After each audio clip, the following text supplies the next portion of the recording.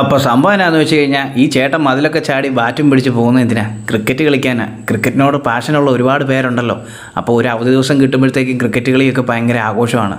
അപ്പോൾ അങ്ങനെ ആ ആഘോഷവേളയിൽ ക്രിക്കറ്റ് കളിയുടെ ഇടയ്ക്ക് ഭയങ്കര മഴ പെയ്തു. മഴ പെയ്തിട്ടും കളി നിർത്തിയില്ല.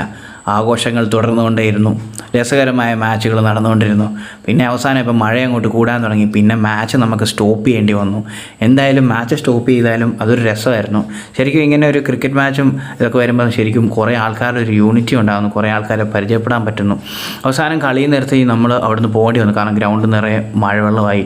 പിന്നെ ഇത് നടക്കുന്നത് കോട്ടയം ജില്ലയിൽ കടപ്പളാമറ്റത്താണ്. അങ്ങനെ കടപ്പളാമറ്റം പള്ളിയൊക്കെ കടന്ന് നമ്മൾ നൈസായിട്ട് ഒരു സ്ഥലത്ത് പോയിട്ട് നൈസായിട്ടൊരു ചായയും ഒരു കടിയൊക്കെ കഴിച്ച് അവിടെ ഇരുന്ന സമയത്താണ് എന്നാൽ അടുത്ത ഗ്രൗണ്ട് വരെ ഒന്ന് പോയേക്കാമെന്ന് വെച്ച് അങ്ങനെ എന്തായാലും നമ്മൾ അടുത്ത ഗ്രൗണ്ടിലേക്ക് നമ്മൾ നൈസായിട്ട് അങ്ങോട്ട് നീങ്ങി. അവിടെ ചെന്നപ്പോൾ അടുത്തൊരു ടൂർണമെൻറ്റ് നടക്കുകയാണ്. കുറച്ച് നേരം അതൊക്കെ കണ്ട് കുറച്ച് മഴയൊക്കെ കൊണ്ട് നൈസായിട്ട് തിരിച്ച് വീട്ടിലോട്ട് പോകുന്നു.